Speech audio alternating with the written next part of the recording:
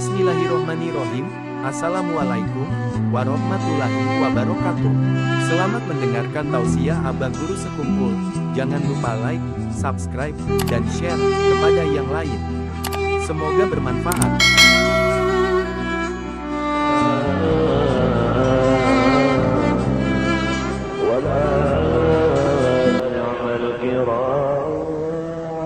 والصحب والتابعين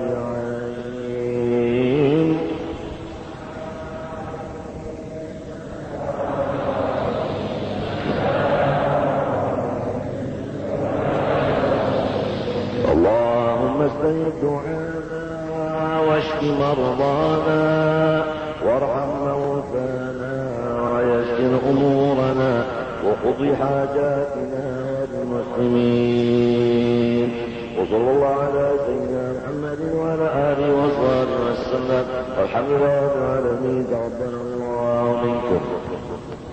رسول سيدنا محمد صلى الله عليه وسلم وعلى الكرام الصحابه القرباء والتابعين والعلماء والعلي والصالحين خصوصا الى رحمه مولانا وجدنا الشيخ محمد ارشد بن عبد الله الكلام والشيخ بن محمد رسول انور بن حاج اسماعيل وارواح مشايخنا ومعلمينا والدينا وامهاتنا قرابتنا على الاخوان اجمعين واخواننا المسلمين والمسلمات ان الله يعلي درجاتهم في الجنه ويعد علينا وعلى جميع المسلمين ومن ذريتنا خصوصا من بركاتهم وانوارهم واسرارهم وعلومهم ونفعاتهم خصوصيتهم وكرامتهم في الدين والدنيا والاخره وعلى نيتي ان الله يشفينا ويشفي عبد الكريم ويشفي حج الميلاني ويشفي حج سليمان ابي الشفاء العاجله لا يغادر بعد سفرا ولا حالنا ارزقنا واياهم طول العمر الى فوق السنين وصحتنا وعافيه كامله لعدل كلمه الدين والاخلاص والصدق واليقين يا رب العالمين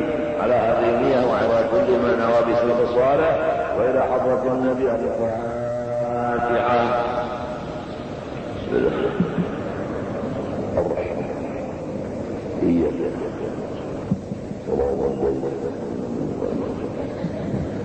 أعوذ بالله من الشيطان الرجيم. بسم الله الرحمن الرحيم. الحمد لله رب العالمين اللهم صل وسلم وبارك على سيدنا محمد الأمين وعلى آله وصحبه أجمعين. أما بعد سبحانك لا علم لنا إلا ما علمتنا إنك أنت العليم الحكيم ولا حول ولا قوة إلا بالله العلي العظيم العزيز العليم إذا كل حرف كبر ويكتب على الدين ودرجة الدائرين رضي الله عني وعنكم وعن جميع المسلمين. Di antara sifat yang wajib bagi zat Allah Subhanahu wa taala dan kita semua kaum muslimin muslimat meyakinkannya yaitu bernama sifat kalam. Artinya berkata-kata maka mustahil kelu. Dalilnya firman Allah Ta'ala wa kallamallahu Musa taklima. Artinya berkata-kata Allah Ta'ala akan Nabi Musa akan sempurna kata adanya. Alhamdulillah kita sudah punya Tuhan yang senantiasa berkata-kata. Tidak ada putusnya kata-kata Allah. Ada di antara kata Allah itu yang memberi paham hukumnya. Halal, haram, sahbatan. Ada di antara kalam Allah yang mafhumnya itu menyatakan akan sifat dirinya, zatnya, namanya, dan af'alnya. Ada lagi yang menyatakan kebesaran dan keelokannya. Dan lain-lain lagi di dalam kalam Allah. Ma farratna fil kitab min syai'. Qul ma fil Quran, fil Quran ma syi'a. Komplit dalam Al-Quran kalam Allah Ta'ala itu segala macam sesuatu. Maka tanda orang yang cinta kepada Allah yang bersifat mutakallim, dia pasti telah mencintai akan kalam Allah. Tapi kalau tidak cinta kepada Allah, maka Quran ditinggalkan. Bahkan ada yang tidak bisa membaca Al-Quran. Kalau orang yang cinta kepada Allah, Al-Quran itu senantiasa dalam dadanya. Qulubuhum masahifuhum di dalam dada mereka itu mushaf, ayat-ayat Allah. Keistimewaan Al-Quran bagi orang yang ingin menghafal tidak lebih dari 2 tahun, pasti Allah menghafalkan akan dia. Sebungul-bungulnya orang tidak menghafal Quran 2 tahun pasti hafal. Tapi yang kebanyakannya adalah 7 bulan. Kalau sudah hafal Al-Quran, penyakit mati hilang. Wa nunazzilu minal Qur'ani ma huwa shifaa. Kalau sudah hafal Quran pasti dipimpin Allah menuju ke jalannya. Hudan lil muttaqin.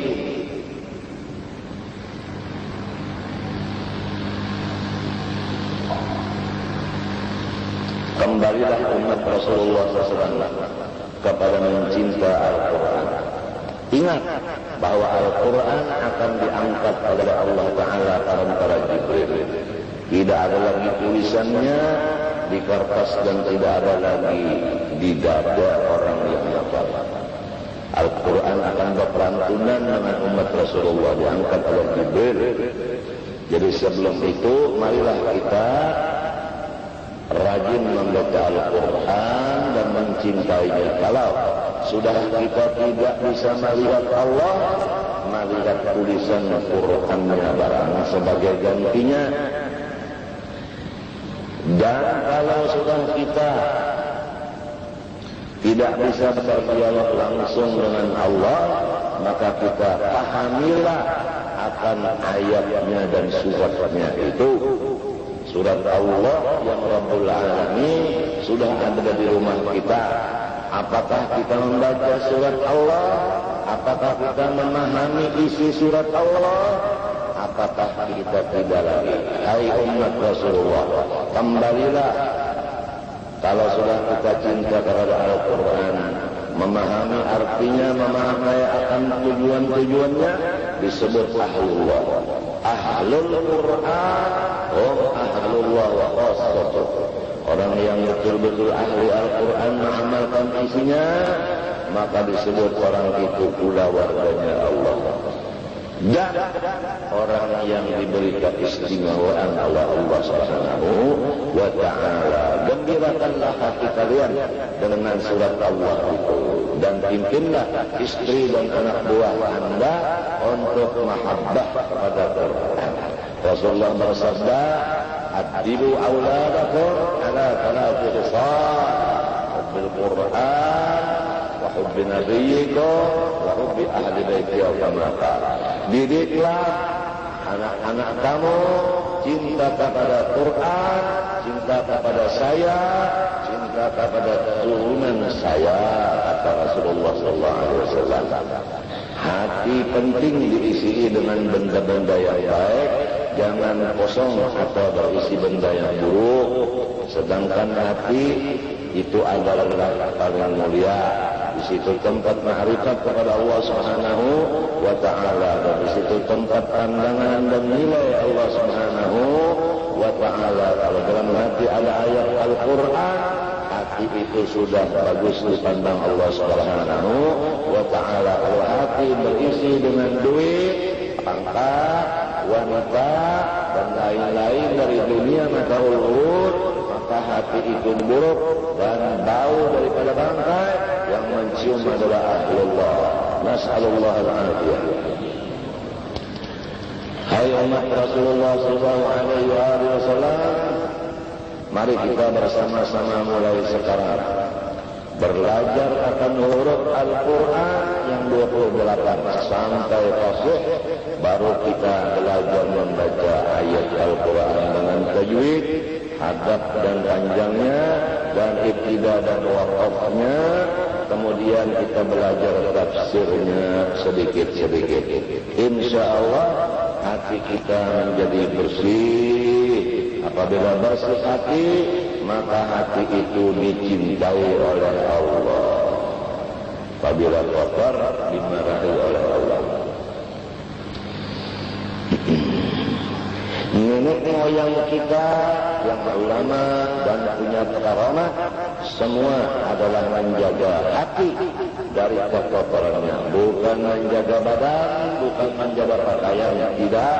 Yang dijaga mereka adalah hati. Yauma la yanfa'u malun wala banun illa man atallaha biqalbin salim.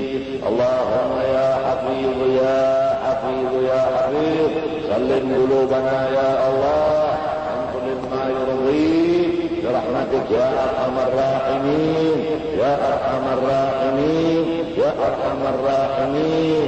اللهم يا مقلب القلوب ثبت قلوبنا على دينك وعلى طاعتك يا أرحم الراحمين حي يا قيوم.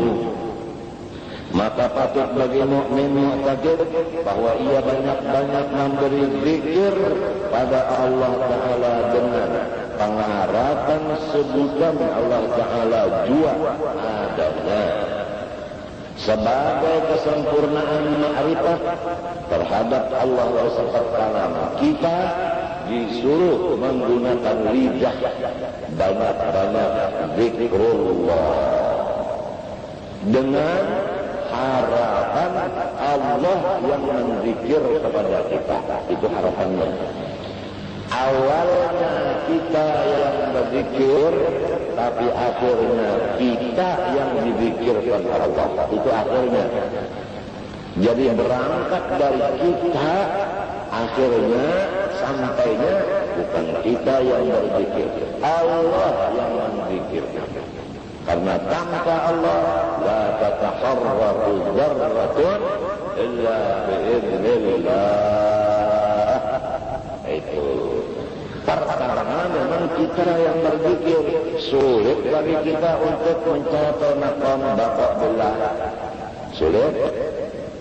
Maqam baqa billah kita yang bergerak tapi dengan maqam fanakillah kosong. La yadhkurullah illallah.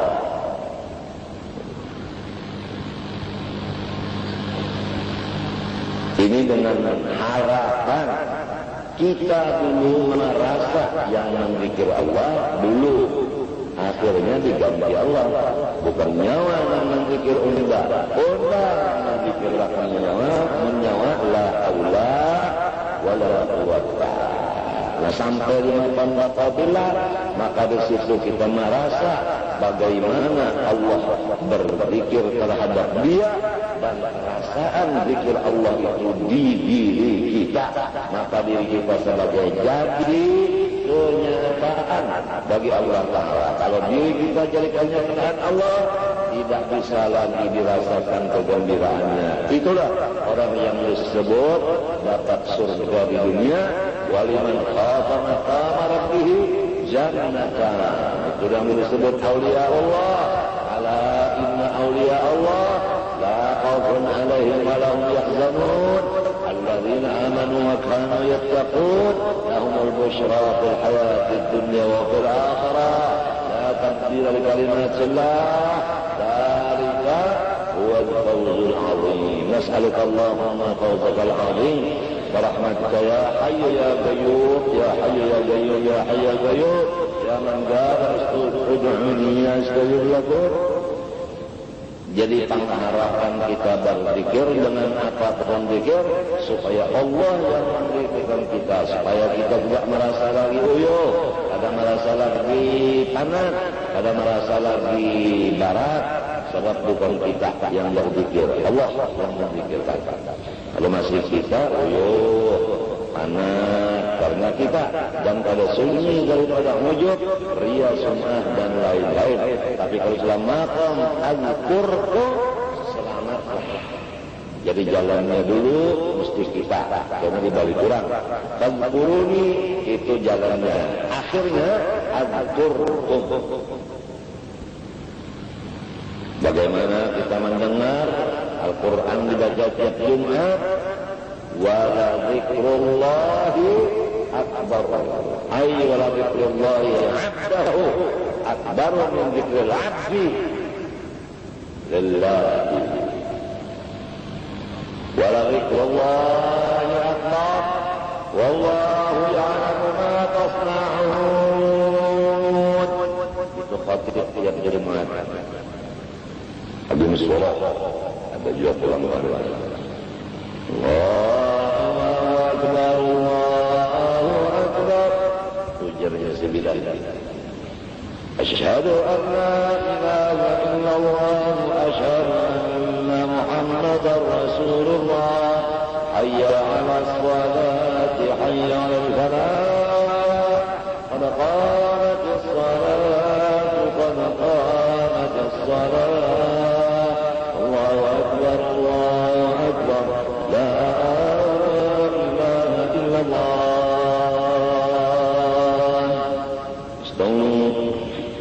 Istawu. Allahu Akbar. Luar biasa.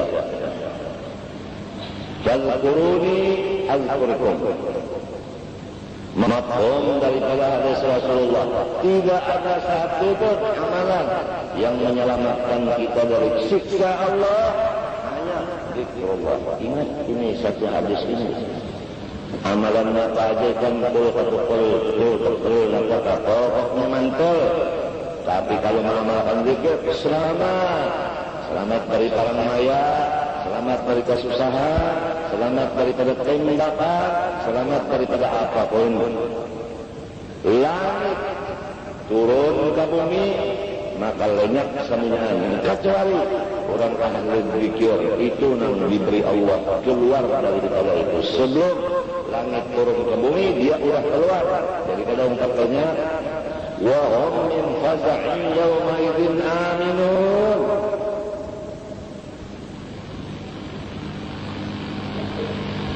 Ahli zikir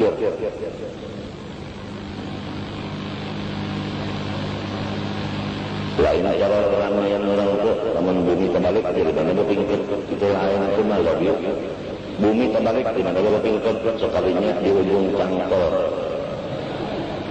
Orang cangkol tanah kan terbalik, tanahnya terbalik. Iya berpikir di ujung cangkol itu bubuhan tahu.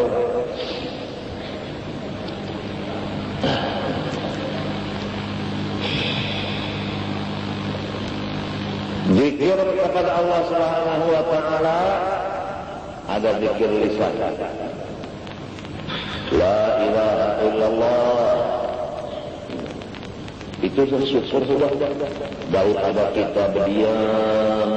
Baik la ilaha illallah ini. Ibarat orang makan, kanyangnya kada dapat, tapi mumpungnya keterimut.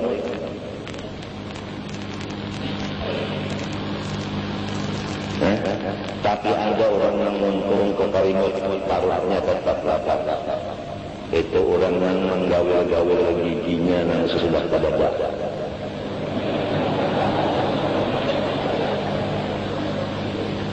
Adakah itu tahu cari dari dunia telah pada.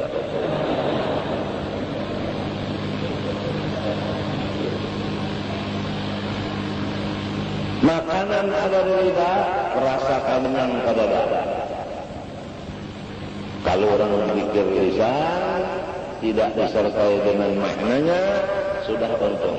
Datang seorang murid kepada guru, lapor, guru, ulun kada tawa zikir lidah beserta maknanya di hati. Ujar guru, syukurilah nikmat Allah bahwa lidah engkau sudah dipakai oleh Allah Ta'ala untuk menyebutnya. Coba pikir, kalau dipakai untuk yang lain oleh Allah, mau apa? Menyebut orang atau mengucap orang, mau apa? Dipakai untuk berdusta, untuk apa? Syukurilah.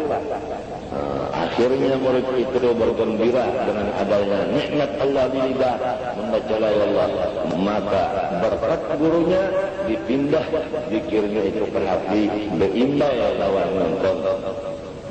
Sudah lepas dari munafik. Kalau munafik itu zikir burungnya la ilaha illallah, artinya lain di mata mulut, la tafahamu, lain di mulut, lain di hati. Sudah selamat. Nah itulah namanya berkat daripada syekh. Terus itu kita diwajibkan mencari guru dan murabbi mursyid. Kada boleh baca jalan serangan. Contoh Rasulullah aja Isra Mi'raj yang dikirim mengawami adalah Jibril, Mikael, ada satu lagi yang mengatakan Israfil. Israfil ini adalah menjaga angin. Maklum para anginnya burak laju. Kalau dihantam angin, Israfil berdulu meniup. Jibril kenyataan Allah menambah-nambah bersih dada, menambah-nambah energi kekuatan untuk terbang dan berjalan. Iman, Islam, ilmu dan akhlak. Padahal Rasulullah sudah sempurna dan sudah bersih, tapi tambah lagi sempurna dan tambah bersih lagi.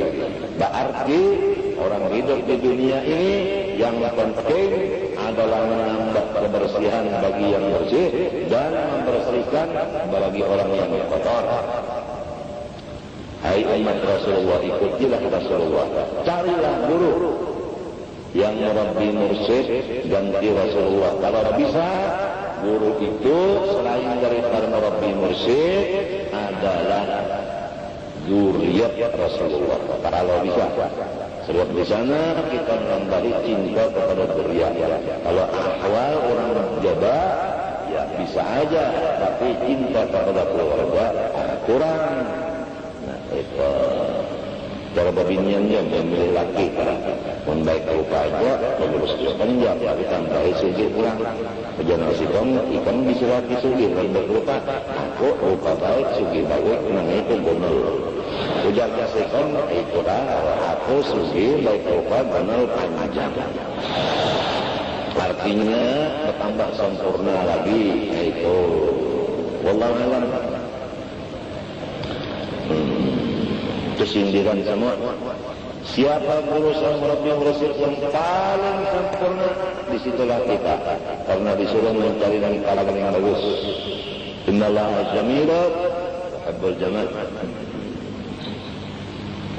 Aula laka fa aula, thumma aula laka fa aula. Alhamdulillah, alhamdulillah, alhamdulillah. Kemudian zikir jangan, zikir hati. Lidah stop, hati yang berzikir.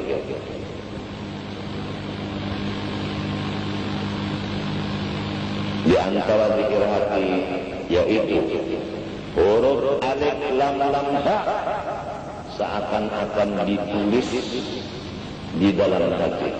Hati itu adalah di sebelah dari susu kiri. Kalau susu kiri di sebelahnya para katiak bintang situ tak, tapi di dalam itu namanya disebut qalbun. Latifah qalbi, ngaran latifahul qalbi. Nah itu yang diisi dengan alif lam ha. Seakan-akan tulisan alif lam lam ha ada di situ. Waktu kita memejamkan dua mata kita, nyatalah tulisan itu. Jangan tertipu dengan warna-warni tulisan. Hijau, putih, merah, ungu, kuning, itu semua was-was.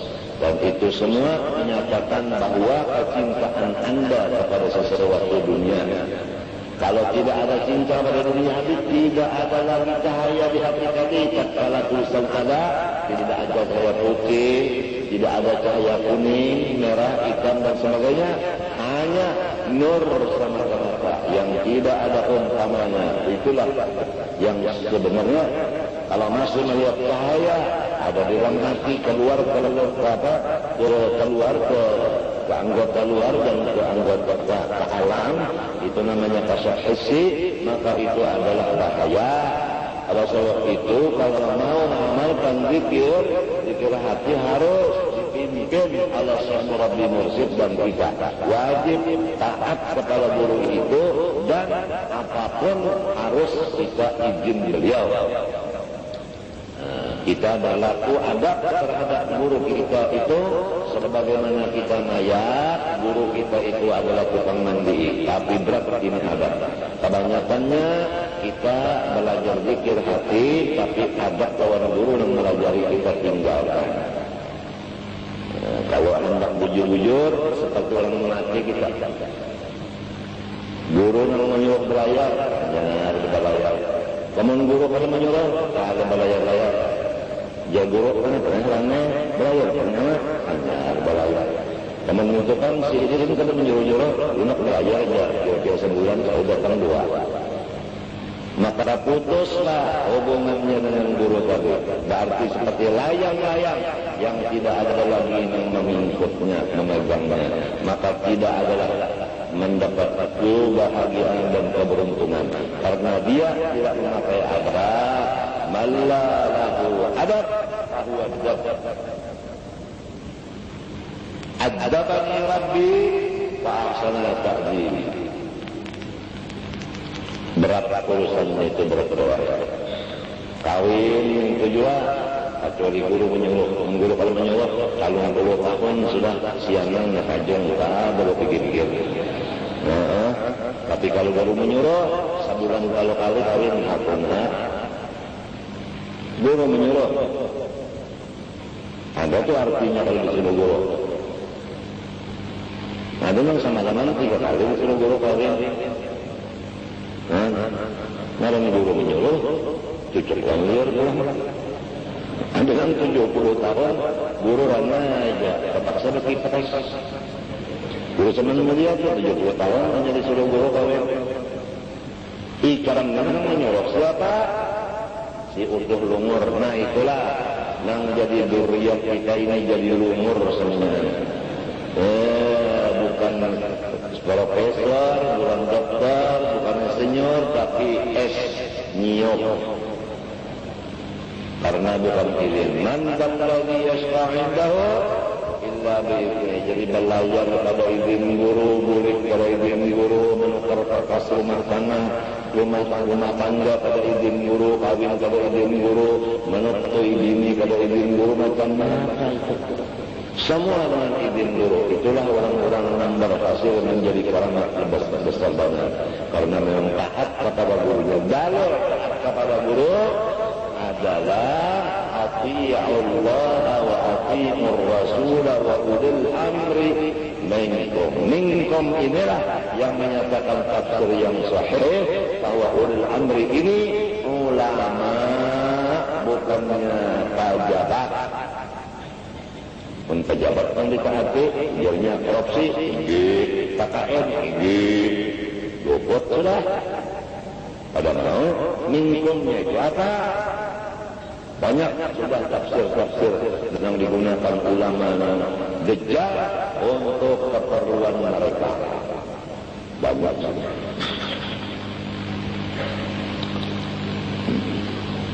Hadis yang digunakan orang-orang dajjal sudah digunakan untuk kepentingan mereka banyak, seperti hadis itu artinya apa?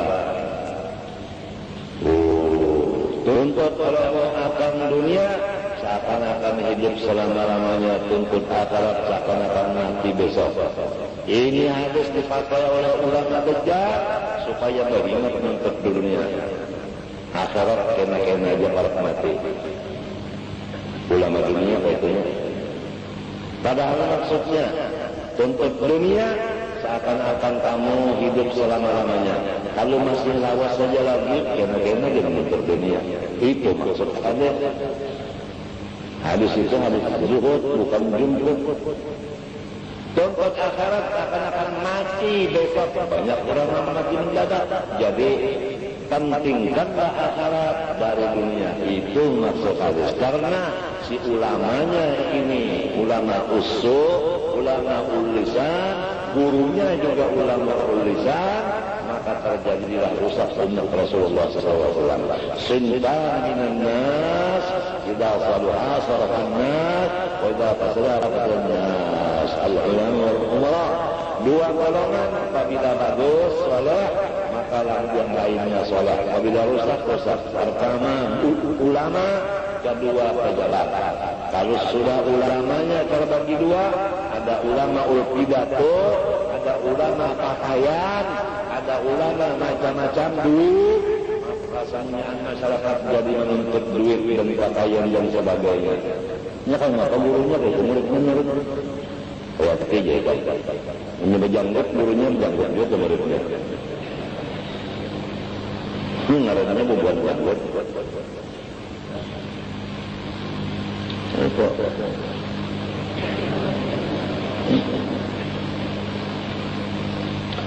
Kemudian pejabat apabila soleh seperti Umar bin Abdul Aziz, maka rakyatnya menjadi nyaman. Tapi kalau pejabatnya rusak, korupsi, KKN, kalau untuk mengaji di majelis guru, mana bisa guru soleh? Maka semuanya bawahannya rusak. Ujar yang pemimpinnya di atas, datangnya enggak bapak kesana. Bapak pintar-pintar mencari duit rakyat kumpulkan bagi unjuk enggak karena nyawan enggak ada sedikit. Nah lalu macam-macam guru daerah mencari kekayaan daerah diunjuk ke pusat. Lalu pusat membagi ke daerah sedikit saja.